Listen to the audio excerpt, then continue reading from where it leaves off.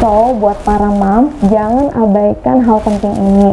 Sebisa mungkin untuk selalu menghitung pergerakan. Halo semuanya, di video ini aku mau berbagi informasi tentang apa aja nih yang harus dilakukan ibu hamil selama masa kehamilan untuk menghindari hal-hal yang tidak diinginkan.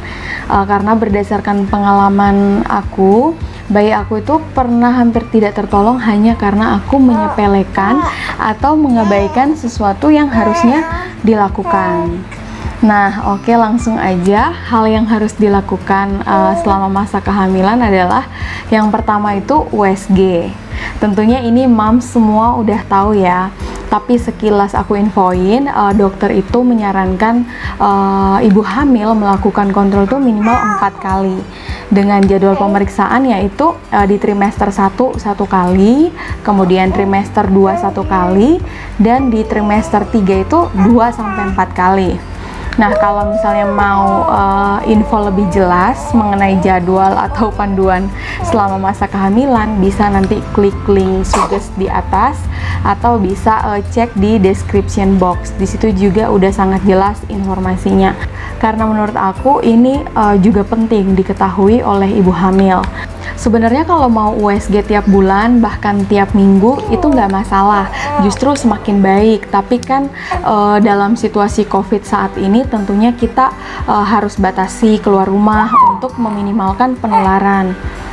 Dan yang kedua, jika mau USG lebih sering, itu kan nggak selalu, bahkan bisa jadi nggak sama sekali nggak di cover BPJS, apalagi kalau misalnya keinginan kita pribadi. Jadi tentunya tidak semua ibu hamil bisa menyanggupi. Oh, nah, karena mungkin terkendala ekonomi atau hal lainnya, tapi minimal selama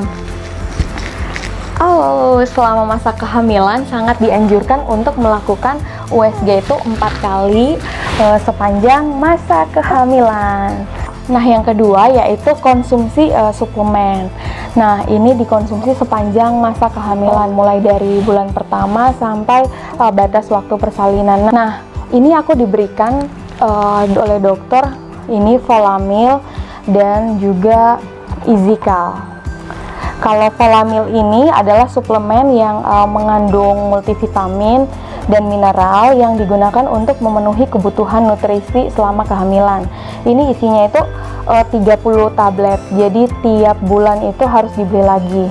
Dan dokter juga memberikan ini Izikal. Kalau ini suplemen makanan untuk memelihara kesehatan tulang. Nah, kedua suplemen ini itu aku konsumsi setiap hari sepanjang masa kehamilan. Jadi kalau misalnya habis, aku beli lagi. Jadi selalu dikonsumsi. Nah, yang ketiga itu menghitung pergerakan janin. Ini juga penting banget ya. Waktu itu kasus pada bayi aku, yaitu bayi aku kekurangan oksigen dan hampir tidak tertolong. Dulu saat hamil, aku sama sekali tidak menghitung pergerakan janin. Padahal dokternya udah ngasih tabel seperti ini. Ini untuk menghitung gerakan janin, janinnya setiap hari. Namun ini aku abaikan, karena dalam pemikiran aku, dengan kita tahu bahwa janin kita masih bergerak, misalnya dalam sehari kita udah ngerasain, janin kita itu udah gerak, itu adalah pertanda bahwa semuanya itu baik-baik aja. Padahal tidak selalu demikian. Namun untungnya aku tuh bersyukur aku datang kontrol, datang USG itu di waktu yang tepat, sehingga janin aku itu dapat segera tertolong. Jadi waktu itu rencananya aku hanya datang kontrol biasa, tapi ternyata keadaan bayi aku itu darurat atau biasa disebut fetal distress, sehingga saat itu juga dokter menyarankan aku untuk segera bersalin. Kalau mungkin moms mau tahu pengalaman aku ketika mengalami fetal distress, nanti bisa klik link suggest di atas atau cek link di dashboard. So, buat para moms, jangan abaikan hal penting ini. Sebisa mungkin untuk selalu menghitung pergerakan janin secara bertahap di rumah. Jadi berdasarkan pengalaman aku, ada 3 hal yang perlu banget dilakukan secara rutin selama masa kehamilan, yaitu USG, konsumsi suplemen, dan menghitung pergerakan janin. Nah, sekian video dari saya. Like jika video ini bermanfaat dan subscribe karena aku akan terus berbagi informasi seputar ibu dan bayi. Because sharing is caring. Bye bye.